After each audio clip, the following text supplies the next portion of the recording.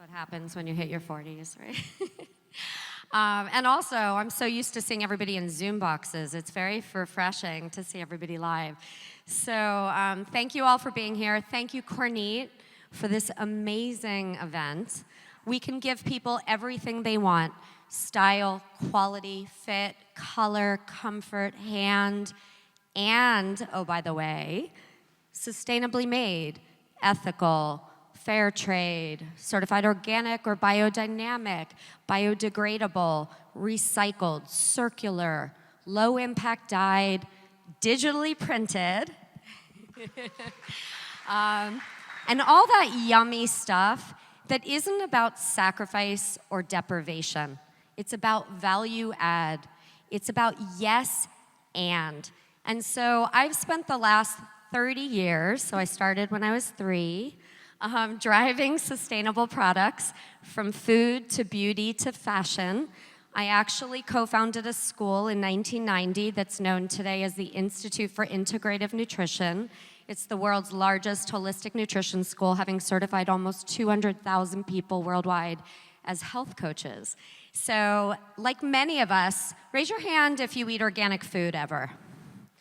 Right? Pretty much everybody. When I started, everybody in the organic industry globally knew each other. That's how small this world was. And I would liken that to what's happening in fashion. In 1995, I coined and trademarked the term eco-fashion, and people thought I was crazy. They looked at me cross-eyed, like, why would anybody buy into such a dumb idea?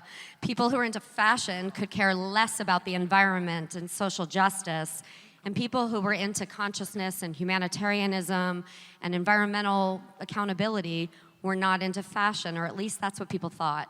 And my big fashion background is I got best dressed in high school. But, you know, I said, wait a minute, but I'm that person. How can I style the world of change and change the world of style and bridge the tree hugger and the fashionista and the tribe and the boardroom and demonstrate that it's not this or that, it's about this and that.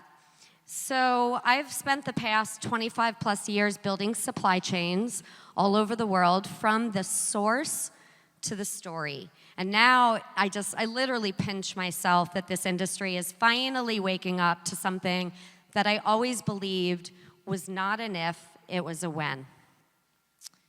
So, whoops. Okay, MetaWare. So one of my favorite quotes from Jonathan Swift is, vision is the art of seeing things invisible, right? Is setting a vision, and MetaWare was born as a solution provider because I know that navigating supply chains is extremely complicated. It's daunting, you know, it's very complex. A garment can change hands 7 to 10 times in a supply chain.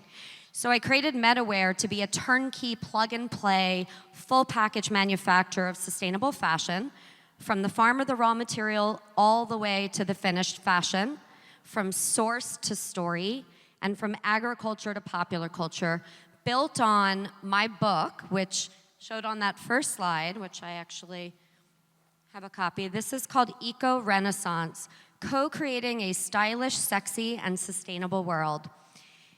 The founder of Aveda wrote the foreword, and he always, you know, was just so inspiring to me. Most people have heard of Aveda because he taught me that through the lens of design, we can change the world. If you appeal to people at a visceral level, and then, oh, by the way, take them down the rabbit hole of the why and the what and the when and the how, then you can add value to our products. But you can also tell stories that actually are about doing well by doing good in the world. Right? So it's about no compromise. So from source to story, MetaWare is here as a solution provider to support this industry and make sustainability easy.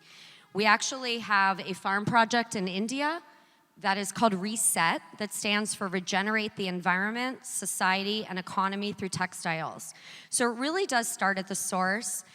And I just want to remind everybody that during this pandemic, while there was a lot of pain and suffering, the gift the pandemic has given us is caused most of humanity globally to go back to our own personal source. It's very metaphoric, right, for what's happening in our supply chains, that we're tapping into the light within us, and we're asking ourselves, what's in our food?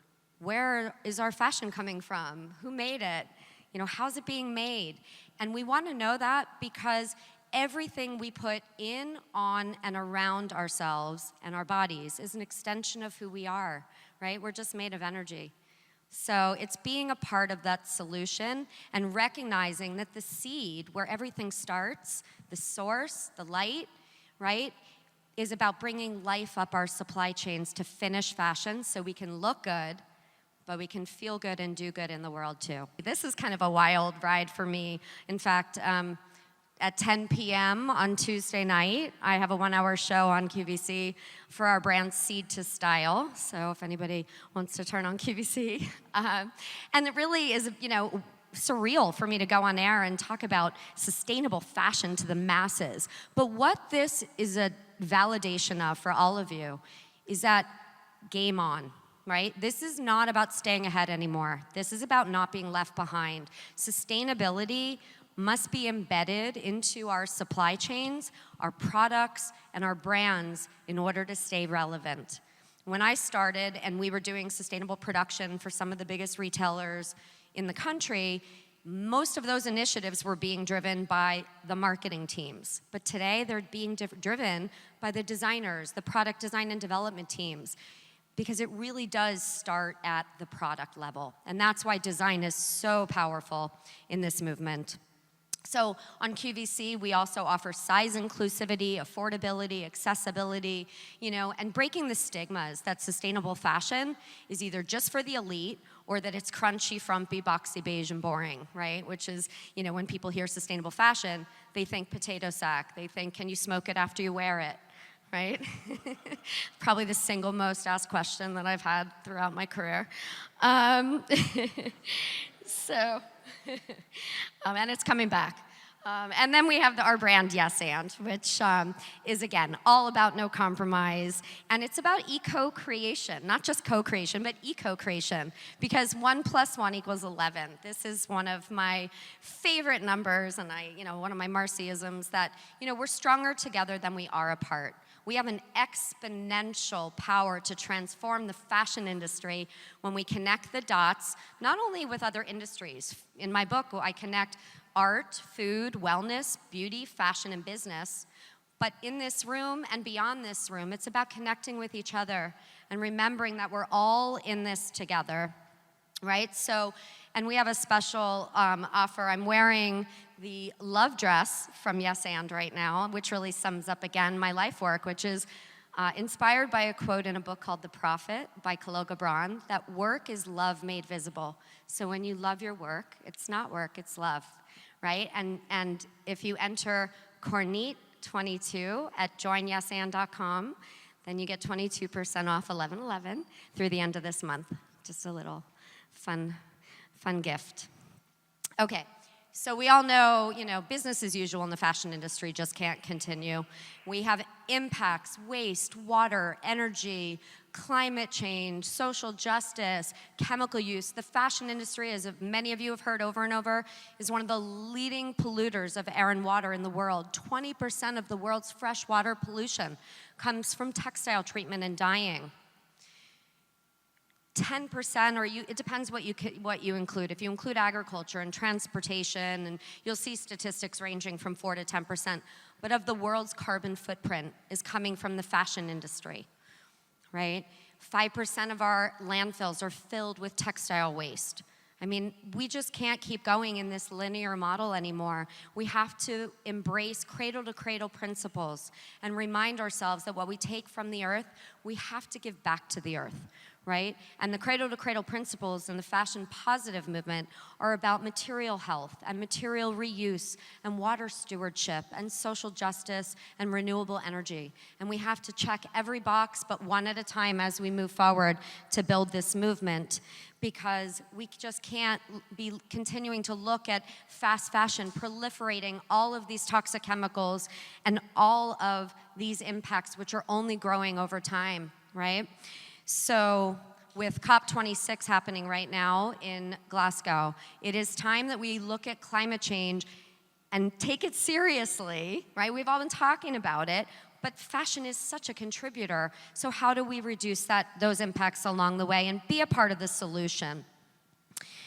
Over 12,000 retailers during COVID went out of business. Why? I believe because they weren't relevant anymore. Sustainability is no longer about staying ahead, it's about not being left behind, right? This is about being a part of this new movement, this new chapter in fashion. We designed the reality that we see today. Let's design a new reality.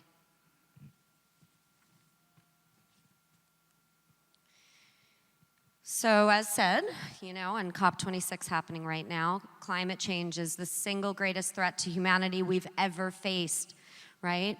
And our children, I have 2 millennials, and I can tell you, the internet has changed the game. They're pulling the curtain back and they're unveiling the human and environmental impacts of the products, brands, and companies they're supporting.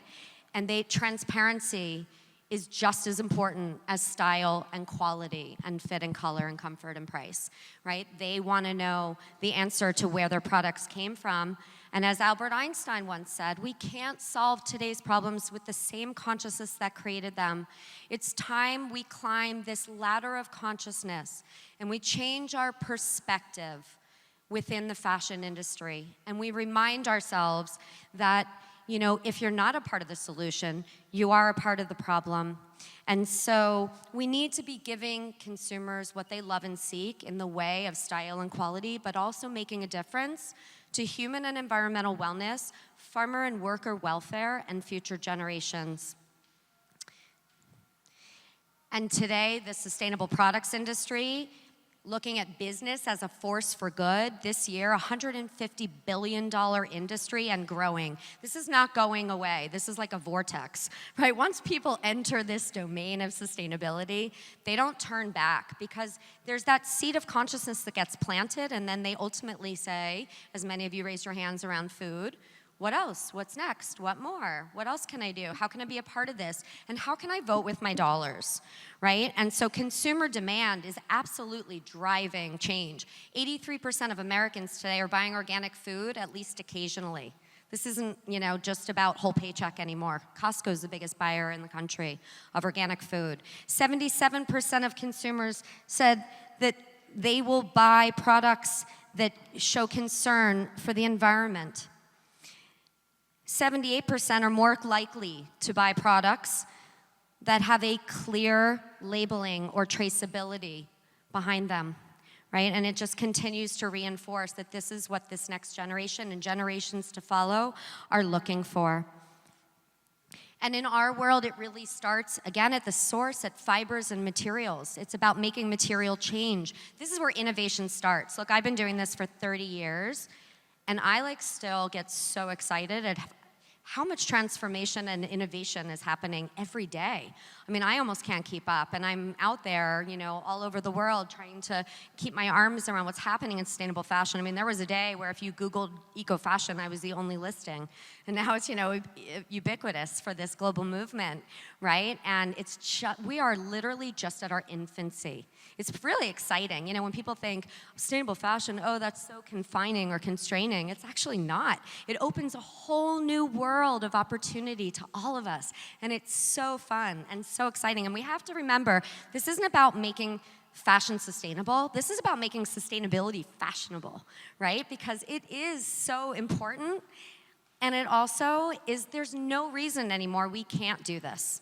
Because companies like KORNIT and all the amazing work that's going on out there, are changing the game. I mean, Tencel with their carbon net zero, fibers, and EcoNull, and, recycled nylons, and Bolt Threads, which is focused on biomimicry and looking at spider silk, and all these incredible regenerative and bio-waste products like from AgroLoop, where they're taking pineapple and orange and mushroom and algae, and there's so much innovation coming from the food world, which gets me extra excited because of course my roots are in the food world. And I do think if you look at Maslow's hierarchy of needs, our first basic need is food, and then we evolve.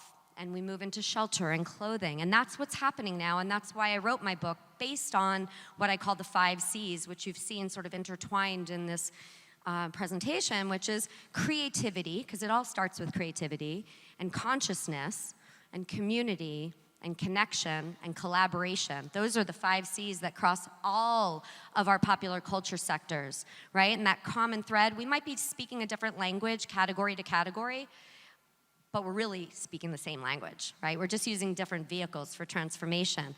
And a renaissance is a rebirth. It's a rebirth of humanity built on this lens that we're all a part of an ecosystem, right? We're not outside of nature. We're part of nature. We breathe out carbon, and nature breathes in carbon, and nature breathes out oxygen, and we breathe in oxygen. We have this very symbiotic relationship with our environment, and we can't forget that. And so, 3 decades I've been doing this, and every day there's new innovation. I mean, you look at, companies like Parley for the Oceans and 4Ocean, and they're addressing the proliferation of synthetics in our oceans and plastic in our oceans. And, 1/3 of the pollution in the oceans from plastic is from our industry, right? Every single synthetic garment in the history of our industry doesn't biodegrade. It just sheds little microfibers, plastic microfibers into our washing machines when we wash them, which go into our rivers, which go into our oceans, and 90% of fish today are showing traces of microfibers, right? It's actually pretty eye-opening. We need solutions. We need to hold hands. I mean, every hour, 2.5 million plastic bottles are being thrown away, right? So, I mean, this is, it's time we look at our ocean ecosystems and our land ecosystems, right? Because we depend on them. So, my happy place is being in the farms and working with farmers and working with organizations like the Rodale Institute that coined the term organic, or, the Carbon Underground, or how many of you saw the film or read the book Kiss the Ground? Okay, well, if you haven't, it's super enlightening. Most of you probably don't know, soil is actually one of our greatest solutions to climate change. There are over 570 million farmers around the world. 500 million of them are small landholders. We have 2 million farmers in the US alone. And cotton, which actually does not grow in our department stores or in, our clothing is not growing in our boutiques. People's lives are being affected, our environment is being affected, and cotton is growing in nature side by side with our food crops, right? 1/3 of our textiles are made out of cotton. So how can we leverage cotton as a solution to climate change? Soil is the skin of the earth. Our skin is the largest organ in our bodies. It's our primary organ for absorptions. Do you see the connection, right? What we put on our bodies matters, not just what we put in our bodies. When we look at how we're farming all over the world, it's about looking at farming as a part of the solution, not a part of the problem. And so I'm very, very passionate, a soil junkie, about regenerative and organic agriculture and leveraging fashion to drive and expand what's truly not just sustainable, but regenerative. We can't just keep going as we've been going. We have to rebuild soil health because we've turned it into dirt all over the world. The next frontier, and here we are, right? So exciting to be here with KORNIT and to look at solutions now at the digital level, at the technology level. The first chapter in the sustainability movement in fashion was social digital media and the internet, where we could actually connect source to story. The next chapter is technology. And living at the intersection of fashion and technology, it's like a blank canvas right now. We have so much opportunity. I mean, I just was at that fashion show before this talk, and I was just blown away. And that's just the tip of the iceberg. There's so much that we haven't unpacked yet in technology. And when you look at KORNIT's technology and the fact that, and I had a screen printing operation with MetaWare when we first started, and know that, the batch printing and the minimums and the setup time and the setup costs, and to have solutions now that are not only, water-based vegan inks, high-quality, non-toxic inks that are biodegradable, but also avoiding overproduction, focusing on zero waste, because we can make one-off garments, and we can start moving production back to this country, right? Using technologies like 3D printing and lean manufacturing and robotics and digital printing and, direct-to-garment printing. I mean, there are ways and opportunities that we haven't even untapped yet that are really exciting. And Metaware is working on a factory of the future over the coming year that hopefully will bring all of this under one roof. And so, we're just at the beginning. And even with blockchain, so our Seed to Style and our Yes and brands, as of actually this week, are launching collections that have a QR code inside the label of our products. So you can trace the entire supply chain from the raw material or the farm all the way to the finished product. And that also is further propelling transparency. And the next chapter will be bringing that impact data, that carbon mapping up the supply chain. And I'll just real quickly focus on a couple of the other amazing innovations that are happening in our industry. As a force for good, there are over 3,500 B Corps now. There, the Textile Exchange, which is an organization, we're having a conference in Dublin next week, that's brought together the whole fashion and textile industry. So check it out if you haven't. Has made an industry-wide commitment to reduce our carbon footprint by 45% by 2030. So this is not about competition, it's about cooperation. When I started in fashion, everyone would say, watch your back. And then I would go to the natural products industry events and shows, and people would say, I've got your back. Because there was a shared vision, right? I think we're finally here where we're sharing the vision, right? Where we can all do well by doing good in the world. And focusing on the sustainable development goals along the way, and also recognizing that Fashion Revolution, if you're not aware of fashionrevolution.org, check it out, because this is a consumer-driven movement in over 100 countries around the world that was born out of this, outrage around what happened in Bangladesh and the Rana Plaza tragedy in 2013, where 1,133 garment workers lost their lives instantly, right? So, people and planet, we have to focus. And so there's a lot of controversy about an H&M because, of course, fast fashion has proliferated our impacts. But we need everybody at the table because they're also investing into change and global change, partnering with a lot of organizations that are actually driving change in our supply chains at the fiber and material level, right? Companies like Infina and AgroLoop, biofiber made from hemp, and like I said, all these food waste products, because that's another big issue. So how do we solve for all of our issues today? Reprieve is taking plastic bottles out of landfills and turning them into yarn, right? And Reprieve has saved 25 million bottles from going into our landfills, right? So again, collaboration is key, cooperation, and reminder that 1 + 1 = 11 because we're stronger together than we are apart. And finally, just all of the disruptive business models in our world. This is really about the intersection of circularity, regeneration, and technology, and looking at systems differently. The old systems, they're just not working. I mean, in the fashion community and, for decades, when I would go into a big retailer, everybody was so siloed. Nobody was working together. This is about an ecosystem. This is about being holistic. This is about holding hands and working together, consumers, businesses, and government, and looking at how do we rent, recycle, swap, repurpose, renew, disrupt on every level, and ultimately create a circular and regenerative and technology-driven industry that can change the game. And so I'll leave you with 3 thoughts that are kind of fundamental to my work. One is a reminder, and as a mother, I would just say we do not inherit this land from our ancestors. We borrow it from our children, right? This is about leaving this planet as good, if not better, than the way we found it, which is not what we've been doing, at least not in my lifetime.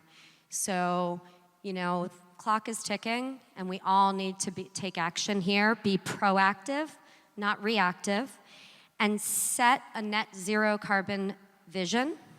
Ultimately, engage and empower your shareholders, your investors, your teams. Everybody has to be at the table. for this to work. Again, it's an ecosystem. Another reminder, the journey of 1,000 miles begins with one step. That's a Lao Tzu quote. A reminder that one step at a time. Don't think you have to do everything overnight, right? It's about moving forward, not backwards. And then third, let's be the change we wish to see in the world. Remember, rebirth, no compromise, be a part of the solution, and let's leverage the power of fashion for transformation of humanity. Let's wear the change we all wish to see in the world. Thank you so much. This is how you find me if you have any questions. And now, actually, I'm opening the floor. Thank you.